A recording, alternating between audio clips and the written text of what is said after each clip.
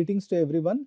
I welcome you all to this series of lectures on applications of plasma in this course on plasma physics and its applications.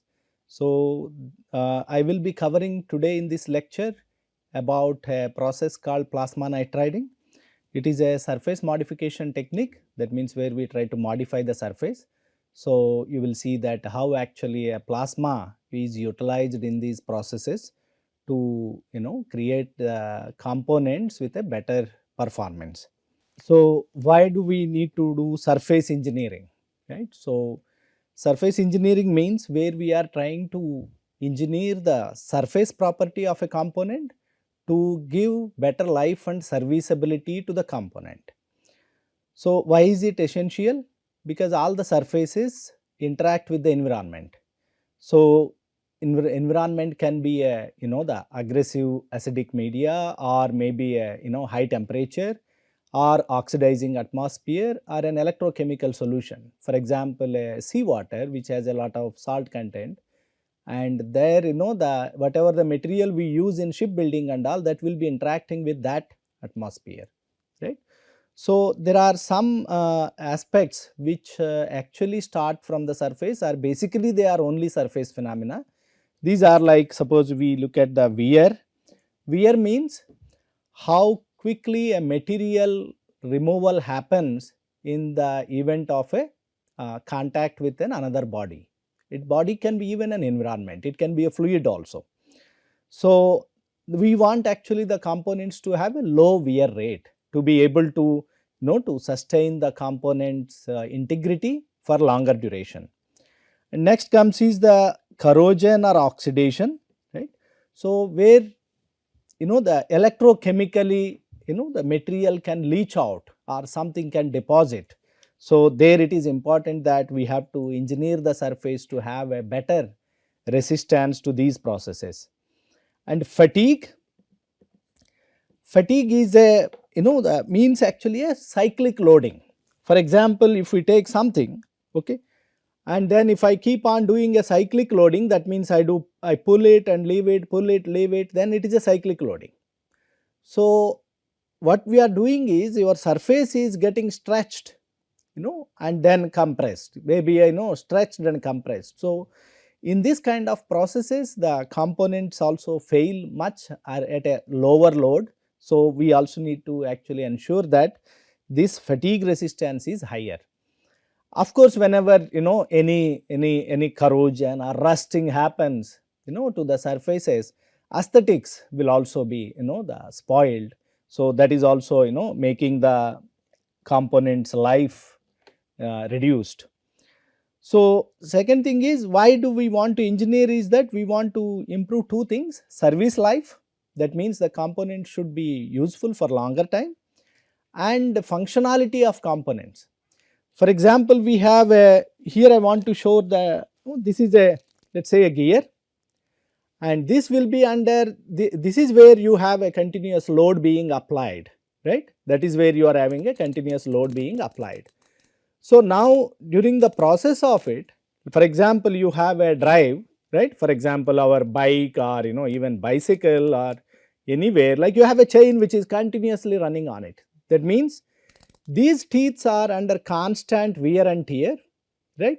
So, now if the teeth are worn out, right, then automatically your load transfer won't be effective, right. Maybe your chain will be slipping sometimes, and then that there is a loss of energy in these additional processes.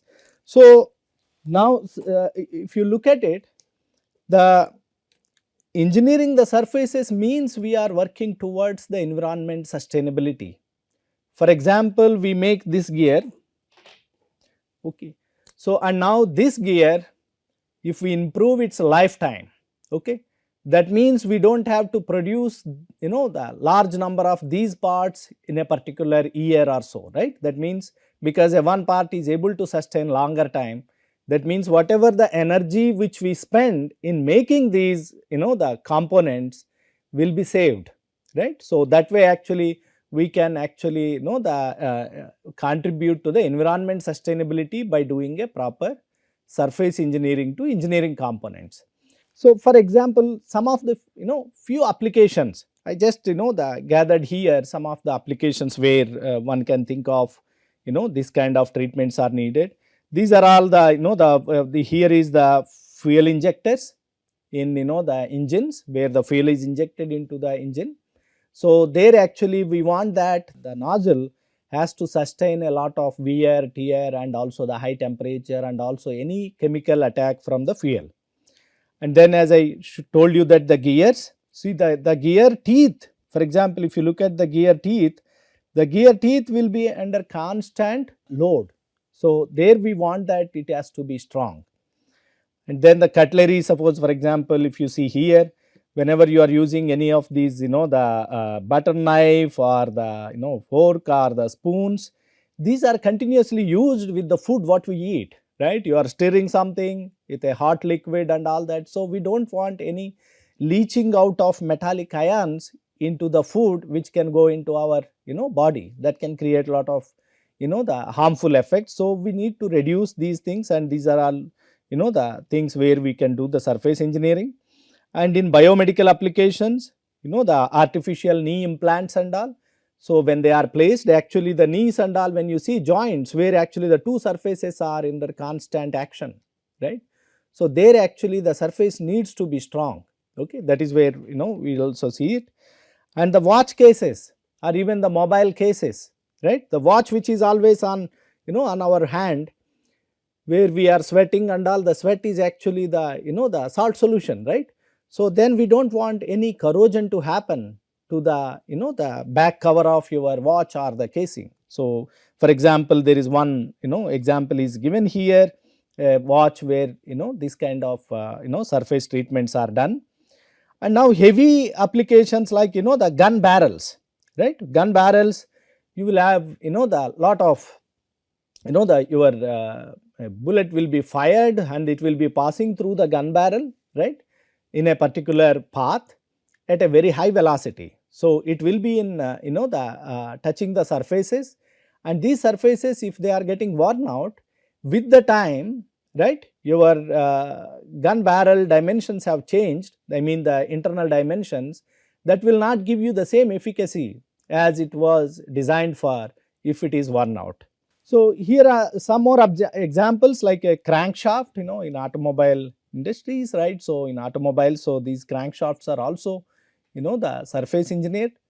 And for example, here you see a a turbine.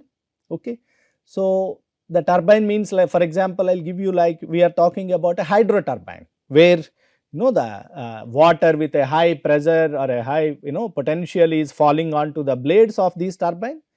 And this water is not a filtered water, right? So you are having all the hydro turbine plants where the water is coming from the rivers and from the reservoir, and it is falling on it. It can have a slit, okay, some stone, some sand. So with all those things will be falling on these blades, right? So then these blade surfaces have to sustain wearing out of that. Okay, that is the case with a hydro turbine. But if you look at a steam turbine, right, where you are operating at a high temperature with a high pressure steam, right? Now at this high temperature, the blades have to sustain that high temperature, they should not sag down, and at the same time the oxidation, because you have a oxygen presence, and it should not actually oxidize severely and spall off, right? So those are the conditions which we can see. Then screws and nut sleeves, okay. So the especially when you look at the screws and nut sleeves, right? So when you have these threads on these nuts and all that, right, and you want to use it frequently, right, you tighten it and then sometimes you open it again for some repair and then you want to tighten it. So if these threads are not strong enough, okay, if you do it 2-3 times, then that it is gone, okay, all will become flat. So some biomedical applications here, what is shown is one dental implants for enhanced biocompatibility, which are also usually titanium alloys or stainless steels, okay, which also gets the surface engineered. And lot of surgical instruments, right? So the surgical instruments also need to have a surface which is very smooth and though no roughness. The reason being, surfaces being rough means it can capture lot of microbes and all that. right. So, the bacteria or viral things can sit on those crevices, so that the cleaning won't happen perfectly, right. So, that is where actually these kind of treatments are done to these surgical instruments too. So, now how this surface engineering is done, right. So, there are different ways one can do it. As you can see, either you can change the chemistry of the surface. Chemistry means you have made, let us say, that something with a titanium, and now your component you have made, but the surface chemistry you want to change it. It won't be titanium, but it can be maybe titanium plus something. Okay, so that kind of a surface engineering can be done. So, there actually you can do the change in the chemistry. Chemistry means the composition of the surface will be changed, or you can change the structure. Here the structure means the crystal structure. Let us say that that there can be material can exist, or elements or alloys can exist in different phases. Phases means usually they are distinguished based on a difference in the composition or the crystal structure. For example, if I have a iron FCC, then it will be relatively easy to deform, right. If I have a iron BCC, it will be difficult to deform. So, I do not want to go into the details of it, but I would like to make you understand that the crystal structure gives also the specific property to the material. So, how can we change the chemistry of a surface? You have to diffuse in something, right. So, that is the one way. You have to provide some element which diffuses into these surface regions. That means only up to some depth this element will diffuse and changes the property there. Okay, that is the one way the chemistry of a surface region can be changed. And you can also do that the plastic deformation of the surface. That means you have a sample surface, you just hammer it, or you take a sand and then blast it with a sand, so that you create a lot of deformation on the surface. Because of the deformation, it becomes harder. Okay, it is called hardening by straining. Okay, it is called strain hardening. Okay. So, now to change the properties of the surfaces of components, you can do simply the thermal treatments. That means where the skin of the material can be heated up to some temperature and cooled at a certain rate to change the surface characteristics. Or you can do also the thermomechanical. That means you heat up and also deform the surface, okay, and then cool it in a particular way. It is called thermomechanical. The other variant is the thermochemical. That means you heat up the substance and bring it in contact with an atmosphere which is able to supply a element which you want to diffuse into the surfaces of the components. So, one thing you must realize that surface engineering comes as a last step usually in any component manufacturing. Suppose if somebody is making this gear, right.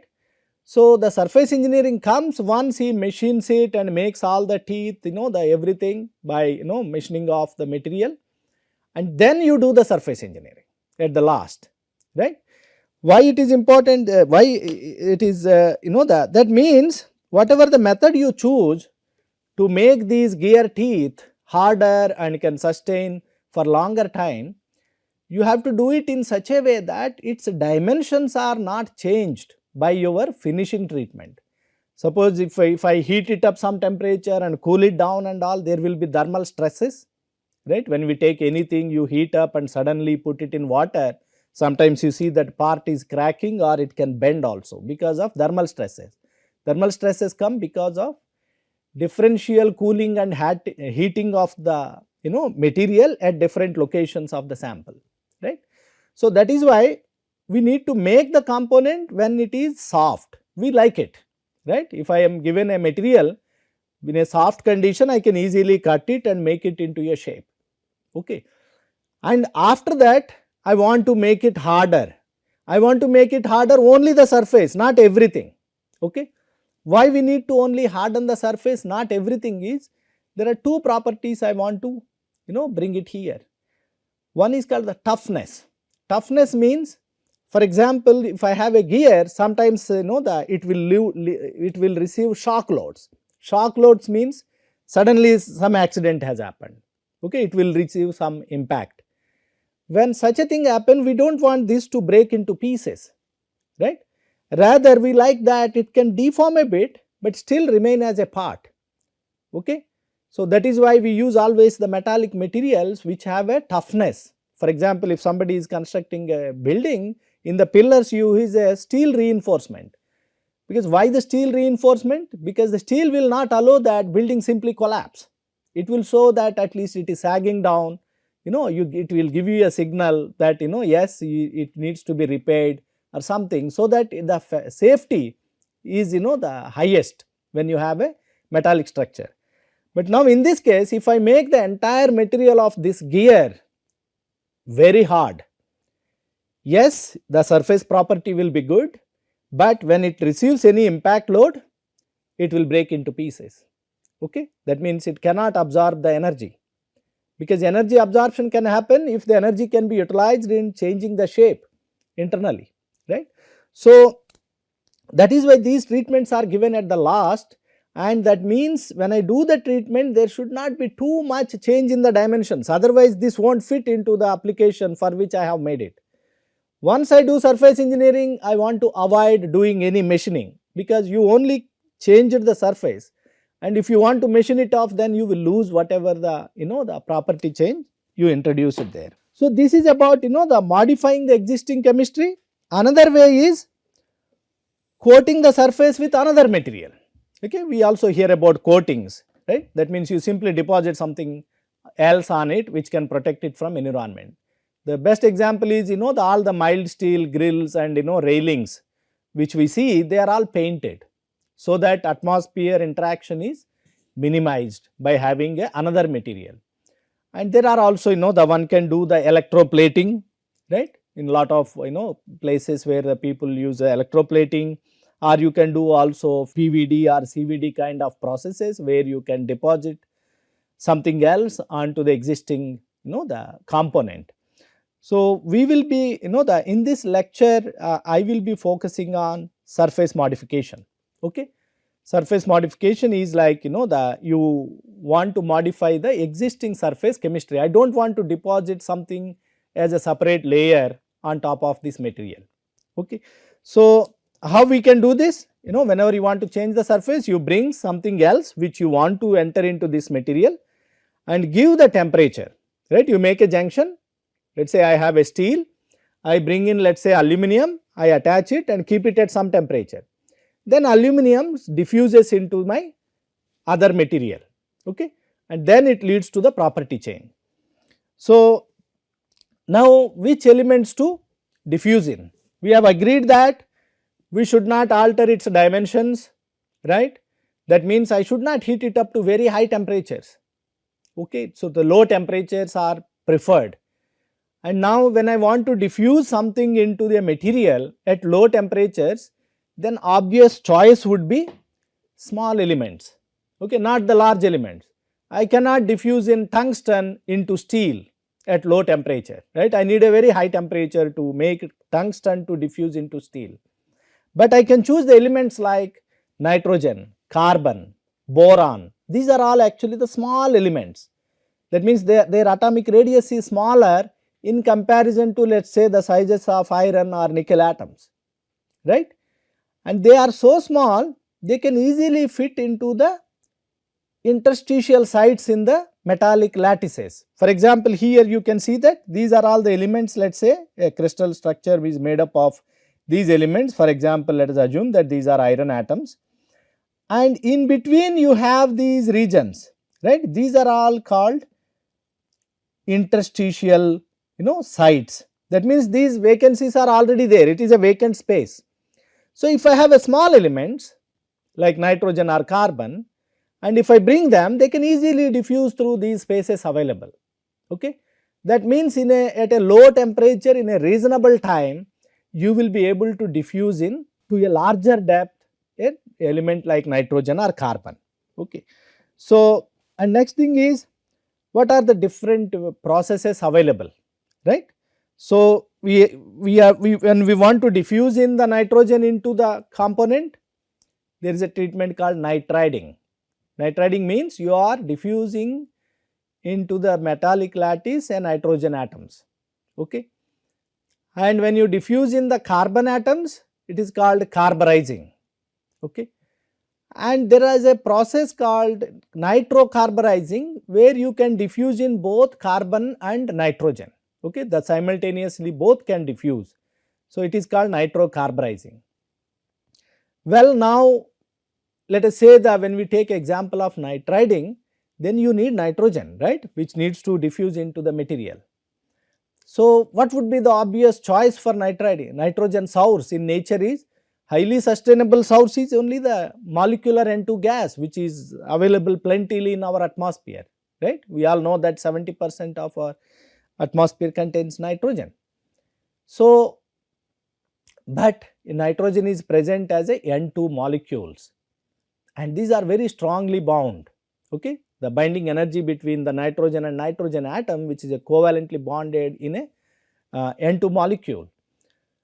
And unfortunately, N2 molecule cannot fit into these interstitial voids available.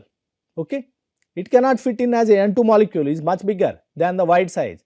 A single nitrogen atom can fit in. So that implies that first I need to dissociate N2 molecule into nitrogen atoms. Then I can diffuse in the the nitrogen into the substrate. Unfortunately, considering that it is a strong binding energy between nitrogen atoms in N2 molecule, so we need to apply very high pressures and high temperatures, which are not practicable in reasonable sense. So then other way is that look for nitrogen source in which nitrogen is not very strongly bound. For example, ammonia, NH3 molecule, right, in which nitrogen is not very strongly bound, because NH3 is a very metastable compound. Okay, so it can easily dissociate into nitrogen and hydrogen. So that implies it can always release one nitrogen atom whenever NH3 dissociates, and that means if you use ammonia as a nitrogen source, we can pump in nitrogen. In the current context of this course, because we are talking about plasma applications, see, we can easily break the bonds of the compounds by using by creating a plasma, right, at a relatively low temperature. So that is possible by having a glow discharge. That means you feed in nitrogen gas and strike the plasma, right. That means you are actually dissociating the nitrogen molecules and then making them into neutrals or some ionic states, right. A mixture of that can be developed. So accordingly, we have different methods. One can say the gas nitriding, when you use a ammonia kind of a gas as a nitrogen source, or plasma nitriding when you use actually the nitrogen plasma, or salt bath nitriding. That means there are some salts like mostly cyanide or cyanate salts, where also nitrogen can be easily released for feeding into the materials. So what happens when you do nitriding of a steel? Okay, now onwards let us say that we will stick to the steel, because steels are largely used metallic materials. Okay, so where we make lot of components out of steels. So what exactly happens when we do the plasma nitriding of a steel? A schematic is shown here. This schematic is the cross section after treatment. For example, I do the nitriding for this material. That means I soak this material in a nitrogen containing atmosphere, it can be nitrogen plasma, then nitrogen diffuses in. Now I want to understand what has happened when the nitrogen diffuses. What you will do? You cut this and then you look at this way, you are looking at this cross section, so that this is the surface, and as I go down you can see what changes have happened. Such a schematic is shown here.